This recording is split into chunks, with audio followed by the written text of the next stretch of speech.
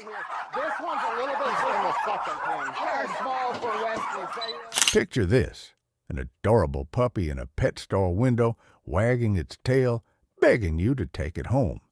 You're told it comes from a family farm with wide open fields and happy dogs. Sounds perfect, right? But what if I told you that behind that cute face lies a heartbreaking secret, one tied to a community you'd never suspect? Today, we're diving into the shocking world of Amish puppy mills, where tradition meets exploitation, and dogs pay the price. Stick around, because what you learn might change how you see that pet store puppy forever. Let's expose the truth together. When you hear Amish, what comes to mind? Maybe it's horse-drawn buggies, simple clothing, or a life free from smartphones and social media. The Amish are known for their rejection of modern conveniences, living in tight-knit communities across states like Pennsylvania, Ohio, and Indiana. They're Christian. They speak a dialect called Pennsylvania Dutch, and they prioritize hard work and self-reliance. If a barn burns down, the community rebuilds it in days. No insurance needed. It's a lifestyle that honestly feels like a throwback to a simpler time. But beneath this wholesome image lies a troubling reality. The Amish are deeply involved in the puppy mill industry, and it's not what you'd expect from a group that shuns the outside world. So, how did a community that avoids technology end up running puppy mills? It starts with their view of work. For the Amish, labor is sacred, whether it's growing crops or raising livestock. Somewhere along the line, they realized dogs could be more profitable than pigs or cows. Puppies fetch high prices in pet stores, especially with the rise of online pet sales. Suddenly, kennels started popping up in Amish communities, often tucked behind barns or hidden by fences. These aren't the cozy family farms pet stores advertise. Investigations, like those by the Companion Animal Protection Society, have uncovered kennels with dogs crammed into wire cages, barely able to move, surrounded by feces and filth. It's a far cry from the Amish's simple life ethos. Here's where it gets tricky. The Amish don't use the internet, but they've found ways to engage with the modern pet trade. They use cell phones, strictly for business, they say, and rely on brokers to sell their puppies to pet stores. These brokers, some Amish themselves, act as middlemen, shielding breeders from scrutiny. The result? A system where Amish breeders profit from the English world, outsiders like you and me, while staying detached from accountability. It's a contradiction that raises big questions about how far their nonconformist ideals really go. Now, let's pause for a second. I'm not here to bash the Amish as a whole.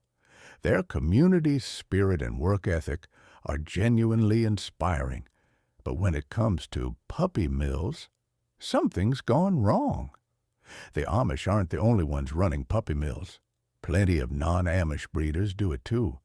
But their isolation makes their operations harder to expose.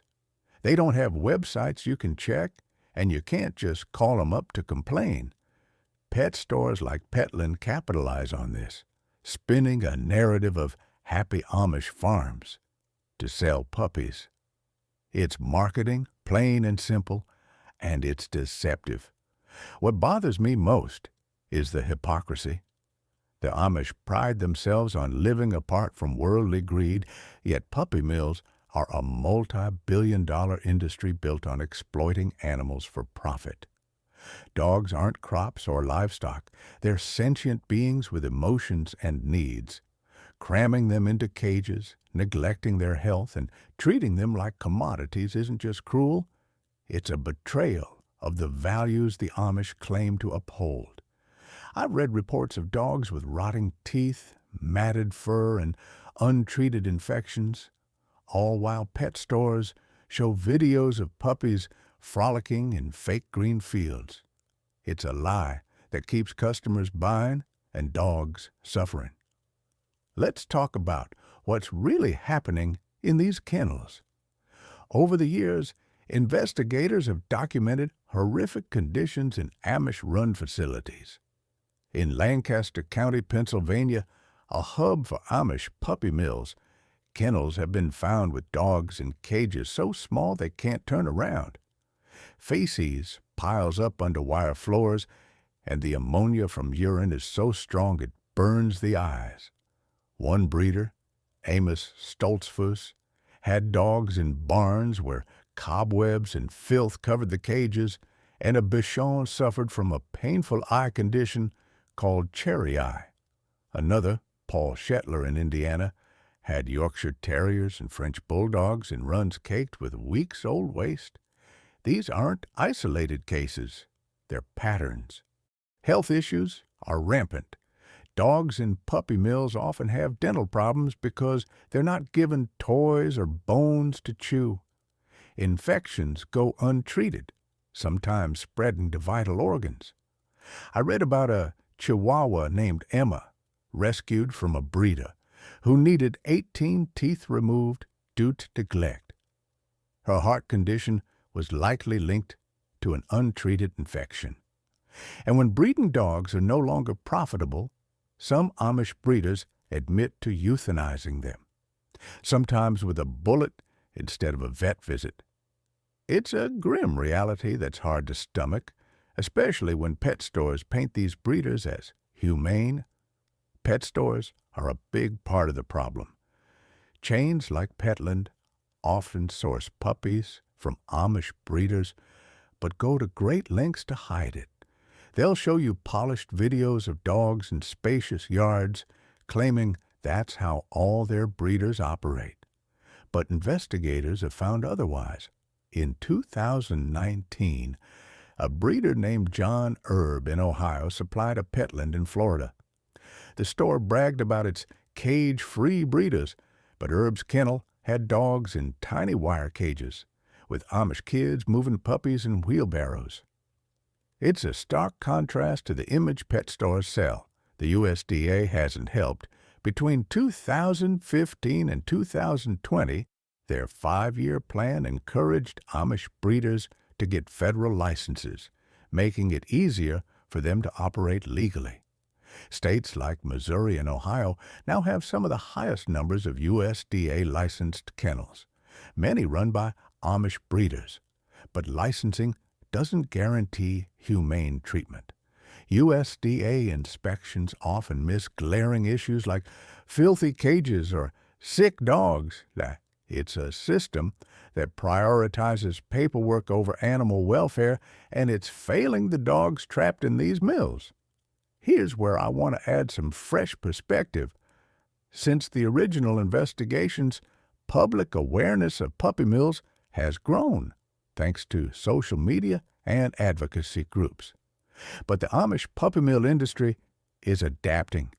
Some breeders now use show kennels with cleaner runs to impress buyers, while keeping their real facilities hidden. Others sell through online platforms like Lancaster Puppies, which market Amish puppies as family-raised. It's a clever rebrand, but the conditions often remain dismal. Another shift is the rise of rescue scams. Some brokers, like JAK's Puppies, have used fake nonprofits to pass off puppy mill dogs as rescues, exploiting laws that ban pet stores from selling breeder puppies. This deception preys on well-meaning customers who think they're saving a dog. It's a reminder that the pet trade is evolving, finding new ways to dodge accountability while keeping puppy mills in business. So, what's the solution? It's tempting to point fingers at the Amish, but the real power lies with us, consumers. Every time someone buys a puppy from a pet store, they're fueling the demand that keeps puppy mills running. The Amish wouldn't breed dogs if there wasn't a market for them. That's why adoption is so critical. Shelters are overflowing with dogs who need homes, especially after natural disasters that displace countless animals. In 2024 alone, hurricanes and wildfires left thousands of pets in need of rescue. Adoption isn't just about saving one dog, it's about breaking the cycle. If we stop buying from pet stores and breeders, the financial incentive for puppy mills disappears. Responsible breeding might have a place in some contexts, but right now, with shelters at capacity, any breeding feels reckless. We need to shift the narrative from buy a purebred to adopt a companion. It's a simple choice with a massive impact. Let me get personal for a moment. I've always been a dog lover. Growing up, my family adopted a mutt named Max from a local shelter. He wasn't perfect, his fur was scruffy, and he chewed my sneakers. But he was family. Knowing that dogs like Max are stuck in puppy mills, suffering for profit, breaks my heart. It's why I'm passionate about this issue. We can't undo the past, but we can change the future for these animals. It starts with awareness, and that's why I'm sharing this with you. So, here's the lesson. Your choices matter. The next time you're tempted to buy a puppy from a pet store, pause and think about the kennel it came from.